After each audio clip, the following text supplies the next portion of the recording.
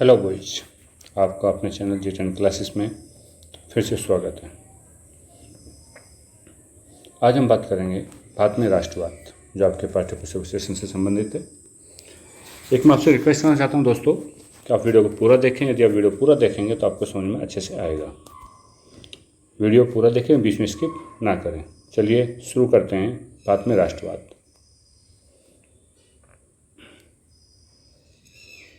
भारत में राष्ट्रवाद NCERT कक्षा 10 चैप्टर 2। वैसे तो मैंने आपको हाईलाइट्स किया हुआ है और जो हाईलाइट्स किया हुआ आपको अच्छे से समझ में आएगा। फिर भी जो आपको समझ में नहीं आता है तो आप उसको कमेंट्स में दे सकते हैं। जैसे कि पिछले चैप्टर में पढ़ चुके थे, यूरोप में राष्ट्रवाद का उदय। जिस तरह से यूरोप में राष्ट्रवाद का उदय हुआ है, उसी तरह से भारत में भी राष्ट्रवाद आया है। जैसा कि आप जानते हैं, भारत एक औपनिवेशिक राष्ट्र था, जिस पर ब्रिटेन ने 1600 ईस्वी के बाद से धीरे धीरे भारत के क्षेत्रों पर कब्जा करना शुरू कर दिया था। जिस तरह से फ्रांस, जर्मनी, इटली में राष्ट्रवाद हुआ, उन्हीं के अग्रसर होते हुए यह भावना भारतीयों की भी हुई और उन्हें ऐसा लगने लगा कि अब हमें भी उपनिवेशों से मुक्ति पाना है। जैसा कि आप देख चुके हैं, यूरोप में आधुनिक राष्ट्रवाद के साथ राष्ट्र राज्यों का भी उदय हुआ था। इसके बारे में आप लोगों को समझ बदलने लगी और वे कौन थे, उनकी पहचान किस बात से परिभाषित होती है, यह भावना भी उनकी बदली और उन्हें राष्ट्र के प्रति लगाव का भाव पैदा होने लगा। नए प्रतीक और नए चिन्ह, जैसे आप बताएंगे मुझे, फ्रांस में जो नया प्रतीक था, तो फ्रांस की राष्ट्र देवी का क्या नाम था? मारियाना। और इस प्रकार से जर्मनी में जो चित्र प्रस्तुत किया गया था उसका नाम था जर्मेनिया। तो इसी तरह से जो नए नए प्रतीक आए, उन्होंने चिन्हों ने नए गीत और विचारों से नए संपर्क स्थापित किए। समुदाय की सीमाओं को दोबारा परिभाषित किया जाने लगा और ज़्यादातर देशों में इस राष्ट्रीय पहचान का निर्माण एक लंबी प्रक्रिया में हुआ। आइए देखते हैं हमारे देश में यह चेतना किस प्रकार से पैदा हुई थी। दूसरे उपनिवेशों की तरह भारत में भी आधुनिक राष्ट्रवाद का उदय की परिघटना उपनिवेश विरोधी आंदोलन के साथ गहरे तौर पर जुड़ी हुई थी और औपनिवेशिक शासकों के खिलाफ संघर्ष के दौरान आपसी एकता को पहचानने लगे थे। और आपसी एकता कब होती थी? जब उन लोगों पर उत्पीड़न या दमन के भाव राष्ट्रवाद समूहों को एक दूसरे बांध दिया था। लेकिन हर वर्ग समूह का उपनिवेशवाद का असर एक जैसा नहीं था, सबके अनुभव भी अलग अलग थे। स्वतंत्रता के जो मायने थे वो सबके लिए अलग अलग थे। स्वतंत्रता मायने मतलब कैसे थे? यदि गरीब लोग थे तो गरीब लोगों को खाना समय पर मिल जाए, कपड़ा मिल जाए, या जो लगान देना होता था लगान से छुटकारा मिल जाए, यही उनके लिए फ़ायदा था। जो अमीर लोग थे उनके लिए पैसे का बंदोबस्त हो जाए, उनका जो बिजनेस है वो अच्छे से चलना पड़े, उनके बिजनेस में कोई रोकथाम ना हो।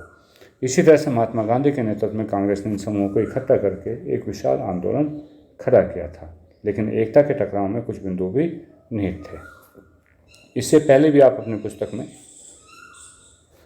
भारत का राष्ट्रवाद उदय का अध्ययन कर चुके हैं, तो वहाँ हमने 20वीं सदी से पहले तक का अध्ययन किया था और इस अध्याय में 1920 के सदन से हम आगे का अध्ययन करेंगे।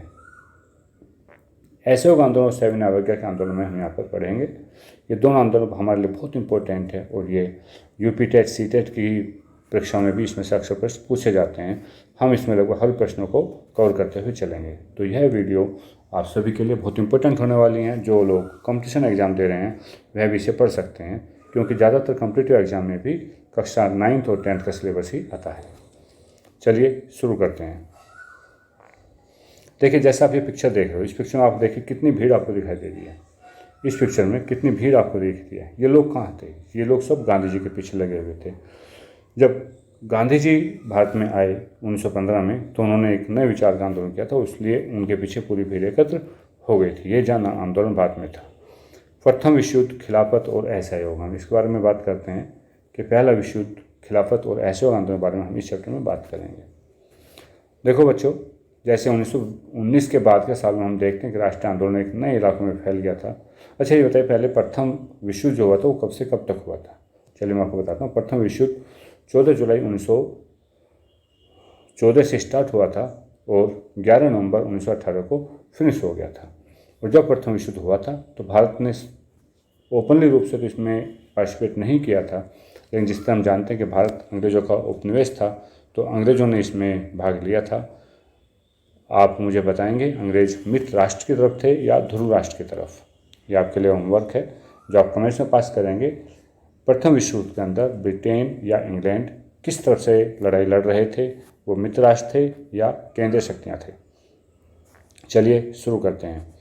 सबसे पहली बात है कि जब विश्व युद्ध होता है, जब कहीं भी कोई लड़ाई होती है, कुछ भी होता है, तो उसमें हमें कुछ ना कुछ खर्च करना पड़ता है। यदि नॉर्मल से लड़ाई भी देखते हैं तो नॉर्मल लड़ाई में भी पैसे खर्च होते हैं। जैसे यहाँ पे देखते हैं प्रथम विश्व युद्ध में क्या हुआ था, एक नई आर्थिक और राजनीतिक स्थिति पैदा कर दी थी, जिसके कारण रक्षा व्यय अर्थात सैनिक व्यय पर काफ़ी इजाफा हुआ था और खर्चे की भरपाई करने के लिए युद्ध के नाम पर कर्ज भी लिए गए और करों में वृद्धि कर दी गई। सीमा शुल्क बढ़ा दिया गया था और आयकर शुरू कर दिया गया था।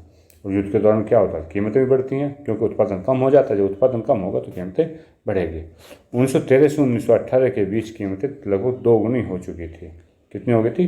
दोगुनी हो चुकी थी, जिसके कारण आम लोगों की मुश्किलें बढ़ रही थी। और गाँवों में जो सिपाही थे, सिपाहियों को भी जबरन भर्ती किया जाता था, जिसके कारण ग्रामीण इलाकों में व्यापक गुस्सा था। 1918 और 1920-21 में देश के बहुत सारे हिस्सों की जो फसल थी वो खराब हो गई थी। और फसल खराब होने के कई कारण थे। अकाल पड़ गया था उस समय से बारिश नहीं हुई थी और खाद्य पदार्थों में भारी अभाव हो गया। तो उसी समय क्या हो गया, एक फ्लू की बीमारी फैल गई थी। 1921 की जनगणना के मुताबिक दुर्भिक्ष और महामारी के कारण 120 से 30 लाख लोग मारे गए थे और लोगों को उम्मीद थी कि युद्ध खत्म होने के बाद उनकी सारी मुसीबतें शांत हो। लोगों ने ऐसा विश्वास किया था कि भाई ये तो अभी युद्ध चल रहा है, युद्ध के लिए उत्पादन कम हो रहा है और युद्ध का उत्पादन कम हो रहा है तो इसलिए महंगाई ज़्यादा बढ़ रही है। जैसे जैसे युद्ध खत्म हो जाएगा तो जैसे युद्ध खत्म हो जाएगा अर्थात उत्पादन शुरू हो जाएगा। और अंग्रेज लोग ये भी सोचेंगे भाई भारतीयों ने तुम्हारी बहुत ज़्यादा हेल्प की है, बहुत ज़्यादा हेल्प की है, क्योंकि अंग्रेज सैनिक में कौन थे? भारतीय सैनिक थे उनकी लड़ाई में लड़ने वाले। उन्होंने बहुत तन मन धन से काम किया था। तो लेकिन लोगों की इन उम्मीदों पर पानी फिर गया जब अंग्रेजों ने ऐसा कुछ भी नहीं किया। यहाँ पर एक टर्म आता है जबरन भर्ती। जबरन भर्ती का अर्थ क्या है? जबरन भर्ती का जो अर्थ है यह है, देखिए आप यहाँ पे देख सकते हैं कि इस प्रक्रिया में अंग्रेज भारत के लोगों को सेना में ज़बरदस्ती भर्ती कर लेते थे। तो उससे जबरन भर्ती का यानी कि किसी की इच्छा के विरुद्ध। जब हम किसी की इच्छा के विरुद्ध किसी कोई काम कराते हैं तो वह जबरदस्ती का विचार होता है। तो चलिए, इसी समय भारत में एक नया नेता आते हैं जिनका संघर्ष करने का एक नया तरीका था। इससे पहले जो संघर्ष होता था वो उग्र आंदोलन होते थे, काटने की, मारने की, झगड़ने की बातें होती थी। लेकिन अब एक नए नेता आए हैं जिन्होंने संघर्ष का एक नया तरीका पेश किया। अच्छा, नाम देखिए संघर्ष। संघर्ष का क्या मतलब होता है कि भाई हमने उसको मार दिया, उसने हमें मार दिया, ये तो संघर्ष होता है। लेकिन नहीं, अभी एक नए नेता है। नए नेता का नाम क्या था आप गैस करेंगे, मेरे बताने से पहले आप गैस करेंगे। वो नए नेता का नाम था महात्मा गांधी जी। महात्मा गांधी जी सत्याग्रह का विचार लेते हैं। अच्छा, महात्मा गांधी जी का जन्म कब हुआ था? 2 अक्टूबर 1869 को पोरबंदर में हुआ था। कब हुआ था? पोरबंदर में हुआ था। और ये लगभग 83 के अंदर कहाँ चले गए थे? दक्षिण अफ्रीका चले गए थे। तो महात्मा गांधी वहाँ से लौटे थे जनवरी 1915 को। जब जनवरी 1915 को भारत में लौटते हैं तो इससे पहले कहाँ थे? दक्षिण अफ्रीका में थे। और वहाँ एक नए आंदोलन की तरफ इन्होंने वहाँ की जो जनता थी उसका, जो वहाँ की जनता थी उनकी काफ़ी हेल्प की थी। हेल्प क्या थी कि वहाँ पे नस्ल विरोधी सरकार थी। दक्षिण अफ्रीका भी अंग्रेजों का उपनिवेश था और वहाँ भी नस्ल भेदी होती थी। नस्ल भेदी मतलब ब्लैक एंड वाइट, काला और गोरा की नीति होती थी। आपको ध्यान हो ना, गांधी जी एक बार ट्रेन में जा रहे थे और ट्रेन में जाके इनको एक फर्स्ट क्लास की बोगी से नीचे उतार दिया था। तो बस वहीं से शुरू हो जाता। बिल्कुल आप सही समझ रहे हैं। वहीं से ये सत्याग्रह की आदत इनकी शुरू हो जाती है। सत्याग्रह का बहुत तरीका था। वे अपने इस पत्ती को कहते थे सत्याग्रह कहते थे। उनका कहना था कि सत्याग्रह विचार में सत्य की शक्ति पर आग्रह और सत्य की खोज पर जोर दिया जाता था। यानी कि अपने विचार में सत्य की शक्ति पर आग्रह करते थे, जिसका अर्थ था कि यदि आपका उद्देश्य सच्चा है, आप संघर्ष के या अन्याय के खिलाफ है, तो उत्पीड़क से मुकाबला करने के लिए आपको किसी भी शारीरिक बल की आवश्यकता नहीं है। यही वो कहते थे। उनका कहना था कि प्रतिशोध की भावना या आक्रामकता का सहारा लिए बिना सत्याग्रही केवल अहिंसा के सहारे भी अपने संघर्ष में सफल हो सकता है। इसके लिए दमनकारी शत्रु की चेतना को झंझोड़ना चाहिए। क्या करना चाहिए? जो हमारा शत्रु है, जो दमनकारी शत्रु है, उसकी चेतना को झंझोड़ना चाहिए।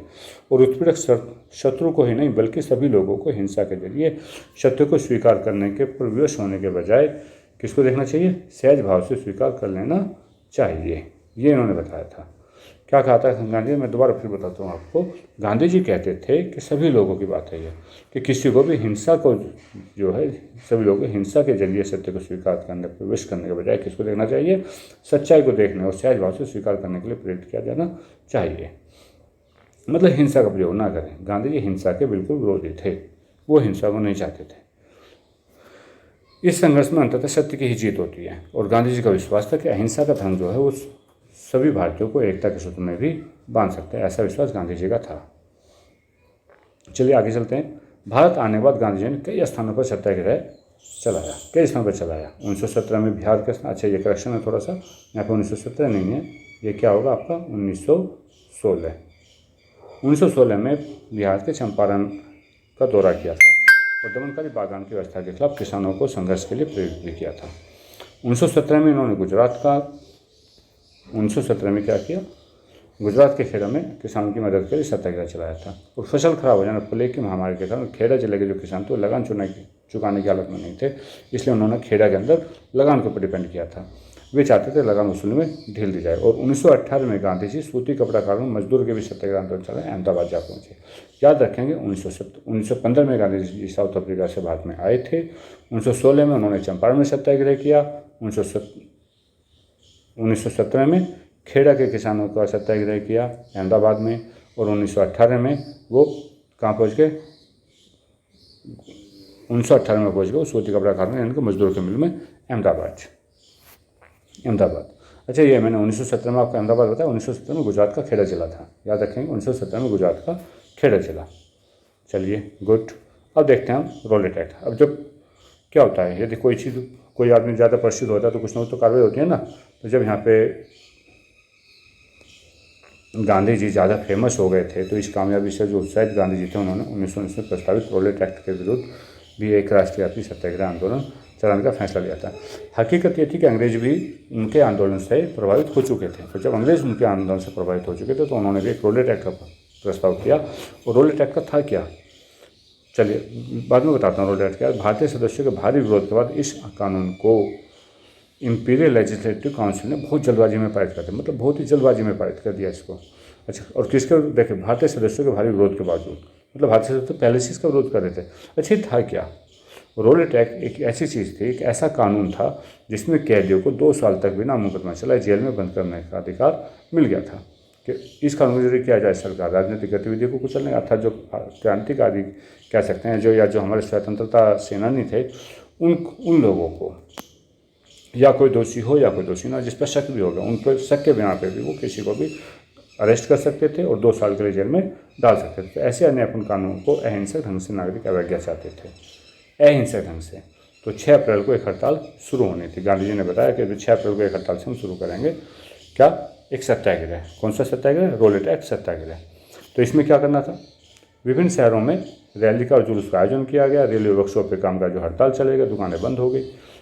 व्यापक जनभार से रेलवे और टेलीग्राफ जैसी संचार सुविधाएं में भंग होने की आशंका से अंग्रेजों ने राष्ट्रवादियों का दमन करना शुरू कर दिया। जो हमारे राष्ट्रवादी थे, जो आंदोलन कर रहे थे, जो बिल्कुल शांतिपूर्ण आंदोलन कर रहे थे, जो कर्मचारी थे वो हड़ताल पर चले गए, दुकानें भी बंद हो गई।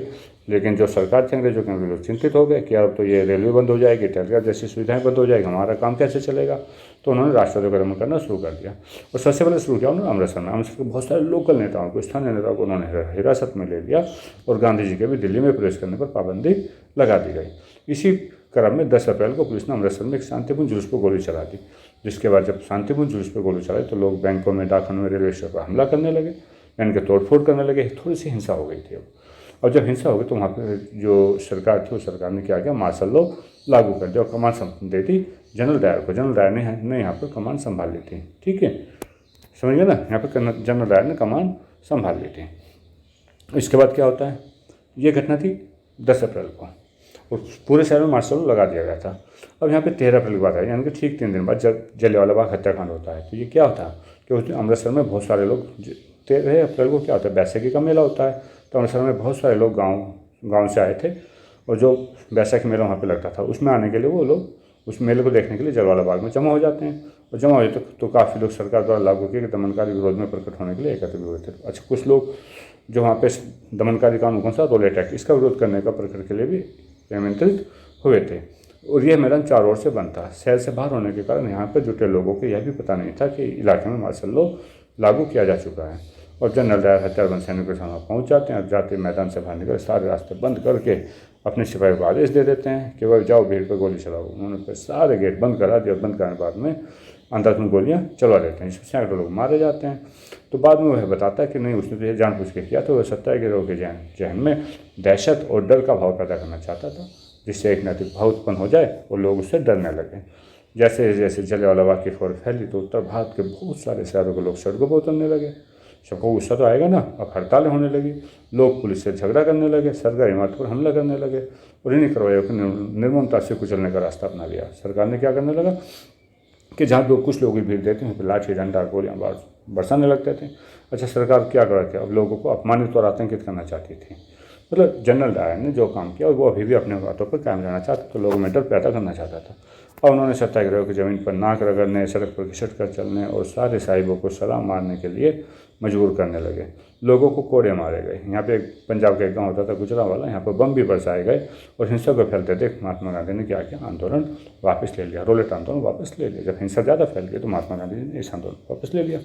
भले ही रोलेट गया एक बहुत बड़ा आंदोलन था, लेकिन अभी भी मुख्य रूप से ये केवल शहरों और गाँवों तक ही सीमित हो पाया था। महात्मा गांधी पूरे भारत में और भी ज़्यादा जन आधार वाला आंदोलन खड़ा करना चाहते थे, लेकिन उनका मानना था कि हिंदू और मुसलमानों को एक दूसरे के नज़दीक समीप लाए बिना यह ऐसा आंदोलन नहीं चलाया जा सकता।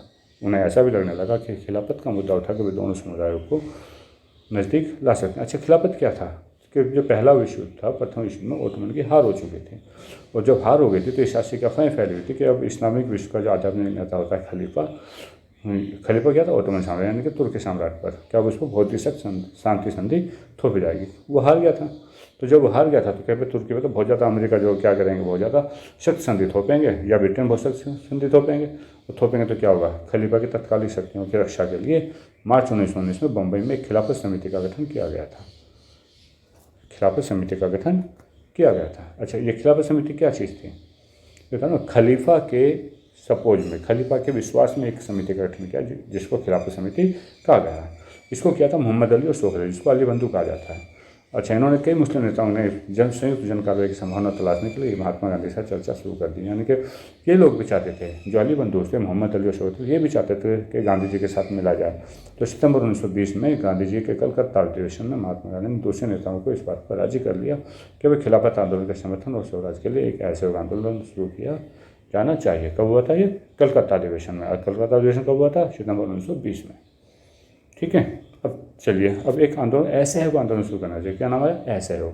अच्छा, पूछते हैं असहयोगी क्यों, असहयोगी क्यों, गांधी जी के मन में ऐसा विचार क्यों आया कि असहयोगी किया जाए। तो गांधी जी कहते हैं कि अपनी पुस्तक उन्होंने हिंद स्वराज में लिखा था, जो 1909 में लिखी थी। महात्मा गांधी जी ने कहा था कि भारत में ब्रिटिश शासन भारतीयों के सहयोग से ही स्थापित हुआ है, वही शासन, यह शासन इसी सहयोग से चल पा रहा है। अगर भारत के लोग अपना सहयोग वापस ले लें तो साल भर के भीतर ब्रिटिश शासन की स्थापना, ब्रिटिश शासन ढह जाएगा और स्वराज की स्थापना हो जाएगी। ऐसा महात्मा गांधी जी का विश्वास था। ठीक है, चलिए आगे देखते हैं। अब असहयोग का विचार आंदोलन कैसे बना, प्रश्न आया आपका। असहयोग का जो विचार था, ये आंदोलन कैसे बन सकता था। गांधी जी का सुझाव था कि अब ये आंदोलन चरणबद्ध तरीके से आगे बढ़ना चाहिए, ऐसा नहीं कि बस कहीं भी हो जाए, एक तरकीब होनी चाहिए, एक योजना होनी चाहिए, योजना से आगे बढ़ना चाहिए। सबसे पहले लोगों को सरकार द्वारा दी गई पदवियाँ लौटा देनी चाहिए, यानी कि लोगों को जो भी उपाधि मिले हैं, जो पदक मिले हुए हैं, उनको लौटा देना चाहिए। सरकारी नौकरी, सेना, पुलिस, अदालतों या विधायी परिषदों, स्कूल या विदेशी वस्तु का बहिष्कार करना चाहिए कि जो भी सरकारी नौकरी को छोड़ दो, जो सेना में लोग हैं उन सेना को छोड़ दो, जो पुलिस में लोग हैं पुलिसों को छोड़ दो, जो अदालतों में वकील हैं वो अदालतों को छोड़ दो, जो विधायी परिषद का चुनाव होता है उनको छोड़ दो, जो सरकारी स्कूल है उनको छोड़ दो, विदेशी वस्तुओं का बहिष्कार। विदेशी वस्तुओं में क्या आता है, कपड़ा वगैरह आता है। अगर सरकार दमन का रास्ता अपनाती है तो आप यहाँ पर सैन्य अवज्ञा के अभियान भी शुरू किया जाएगा। अच्छा, 1920 की गर्मियों में क्या करते हैं, गांधी जी शौकत अली आंदोलन के लिए पूरा समर्थन जुटाते हुए पूरे देश में यात्रा करते हैं तो कुछ ना कुछ तो होगा ना। जब आप किसी से प्रचार, अब देखिए हमारे यहाँ इलेक्शन होते हैं तो इलेक्शन में क्या करते हैं, दूसरे पार्टी के नेता आते हैं या हमारे लोकल नेता आते हैं, वो सबके घर जाते हैं, सबके घर जाके सबको मनाते हैं, प्यार से मनाते हैं, भाई हमने हमसे गलती हो गई, भाई हमें वोट दीजिए, हम आपको सब कुछ करें। ये चीज़ गांधी जी ने की थी अली बंधु के साथ मिलकर। पूरे भारत में वो घूमते रहे और प्रचार प्रसार करते रहे कि अब यह आंदोलन करना है, ऐसे हो करना, मुसलमानों को भी साथ रखना है। तो कांग्रेस में बहुत सारे लोग भी इन प्रस्ताव पर सशंकित भी थे। और सशंकित कैसे थे कि नवंबर 1920 में विधायी परिषद के लिए होने वाले चुनाव का बहिष्कार करने से वो हिचकिचा रहे थे कि हम परिषद में चुनाव लें या ना लें, चुनाव लें या ना लें। अब उन्हें भय ये भी था कि इस आंदोलन में लोग हिंसा भी कर सकते हैं। तो दिसंबर तक, पिछले सितंबर से लेकर के दिसंबर तक कांग्रेस में भारी खींचतान चलती है। मतलब कोई कहता नहीं हम तो चुनाव में भाग लेंगे, कोई कहता नहीं लेंगे। तो कुछ में तो ऐसे ही लग गया था कि आंदोलन के जो समर्थक या विरोधियों की भी सहमति बन ही नहीं पाएगी। लेकिन आखिरकार दिसंबर 1920 में कांग्रेस का नागपुर अधिवेशन होता है और नागपुर अधिवेशन में एक समझौता हो जाता है और ऐसे कार्यक्रम के स्वीकृति पर मोड़ लग जाते। पूछा जाता है कि ऐसे के कार्यक्रम कहाँ पारित हुआ था या कब पारित हुआ था। तो दिसंबर 1920 में नागपुर के अधिवेशन में ये पारित हो गया था। आंदोलन किस तरह से आ गया बेटा, किन किन लोगों ने हिस्सा किया और विभिन्न लोगों ने इसके विचारों को किस तरह समझा। चलिए अब इस बारे में बात करते हैं कि आंदोलन किस किस तरह से चला। ये देखिए आपको दिखाई दे रहा है चरखा, यानी कि गांधी जी का जो चरखा था, गांधी जी चाहते थे कि सूती वस्त्र का प्रयोग किया जाए, खादी का प्रयोग किया जाए, तो इसलिए उन्होंने चरखे को स्पेशल रूप से उनका चरखे का प्रदर्शित यहाँ पे चित्र में दिखाएगा। देखो कितनी भीड़ है। चलिए आगे देखते हैं। अभी आंदोलन के भीतर अलग अलग धाराएं, मतलब आंदोलन में क्या क्या धाराएं हैं, किन लोगों ने कैसे समझा। खिलाफत आंदोलन जनवरी 1921 को आरंभ हो गया था और इस आंदोलन में विभिन्न सामाजिक समूहों ने हिस्सा लिया और हर एक की अपनी अपनी आकांक्षाएं थी। सभी ने स्वराज के आह्वान को तो स्वीकार कर लिया, लेकिन उनके लिए जो उसके अर्थ थे वो अलग अलग थे। मतलब सभी लोगों के लिए उसके अर्थ अलग अलग थे। शहरों में क्या अर्थ थे, शहरों में इसका अर्थ है कि आंदोलन की शुरुआत शहरी मध्यवर्ग की हिस्सेदारी के साथ हुई थी। मतलब सबसे पहले जो आंदोलन शुरू हुआ था वो शहर में हुआ था।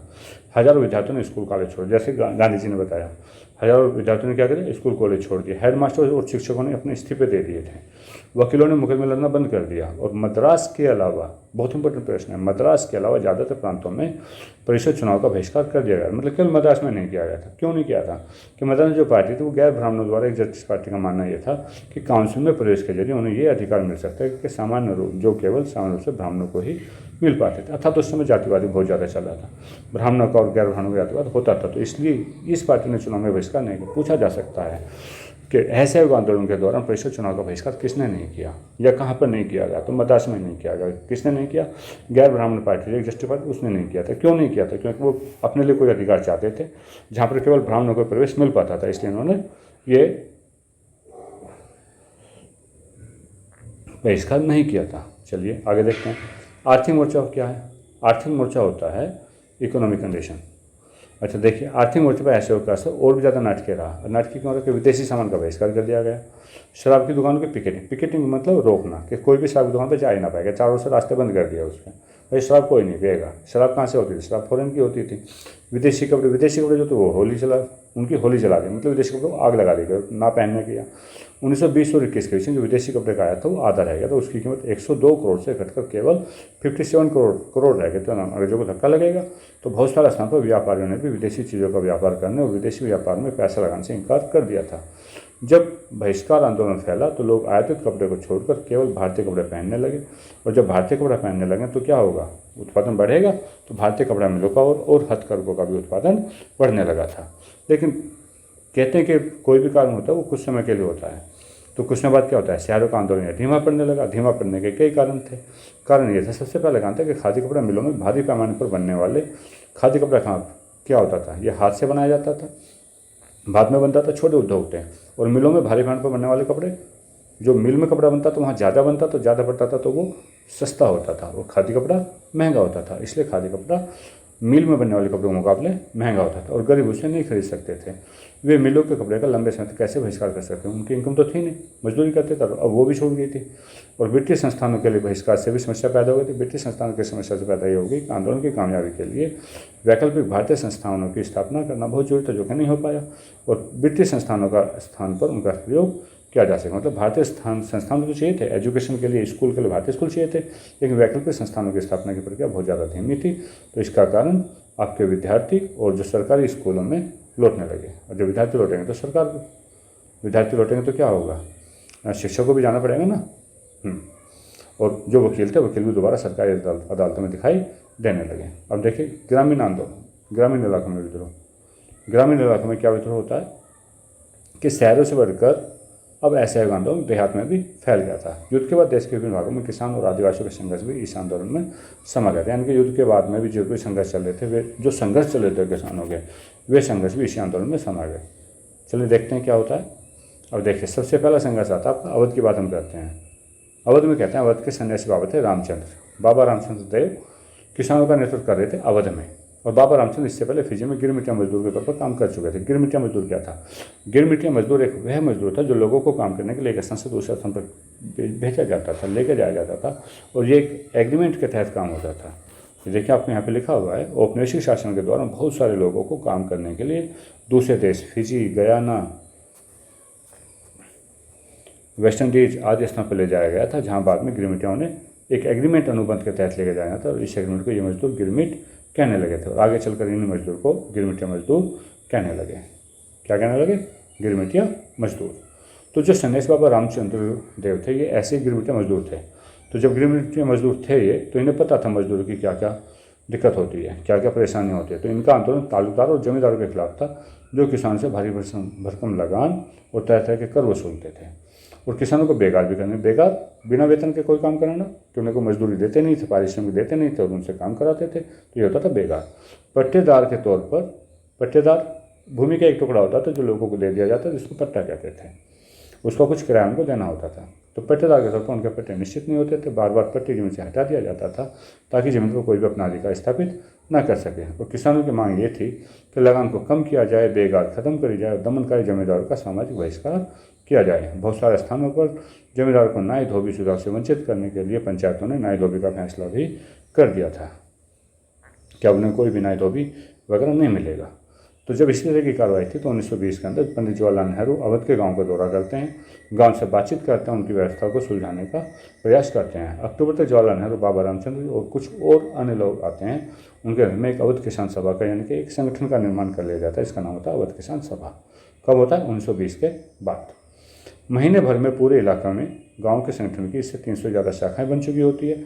और अगले साल जो 1921 में जब असहयोग आंदोलन आरंभ होता है तो अवध के किसान संघर्ष को इस आंदोलन में शामिल करने का प्रयास करते हैं। अवध के किसान क्या करते हैं कि वो किसान संघर्ष को आंदोलन में शामिल कर लेते हैं।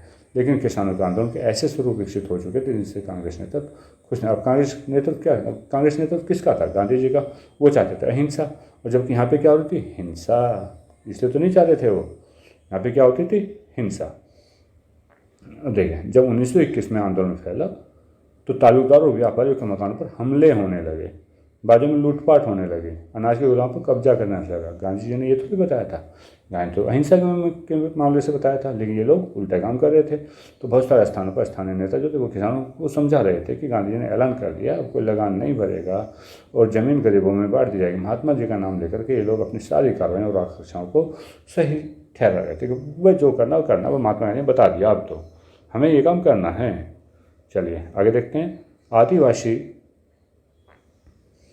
किसानों ने महात्मा गांधी जी के संदेश और स्वराज के विचार के लिए कुछ और ही मतलब निकाल दिया। उदाहरण के लिए आंध्र प्रदेश का, अच्छा अब आंध्र प्रदेश की पार्टी को देखते हैं। तो ये कहते हैं हमें, हाँ, आदिवासी किसानों ने महात्मा गांधी का संदेश और स्वराज के विचार का कुछ और ही मतलब निकाला। उदाहरण के लिए कहते हैं आंध्र प्रदेश की जो गुडेम पार्टी थी उनमें 1920 के दशक में की शुरुआत एक उग्र गुरिल्ला आंदोलन का फैसला हो गया। कैसा फैल गया? एक उग्र गुरिल्ला आंदोलन। कांग्रेस इस के संघर्ष को तो कभी स्वीकार कर ही नहीं सकती, वो तो बिल्कुल अहिंसा के पथ पे थी। वो चाहते नहीं थे, गांधी जी किसी बेस पे नहीं चाहते थे कि हिंसा हो, वो तो अहिंसा से चाहते। तो उन्होंने कहा था कि लोगों की चेतना को जगाना है, सत्य का आग्रह करना है, लोगों की चेतना जगाना है।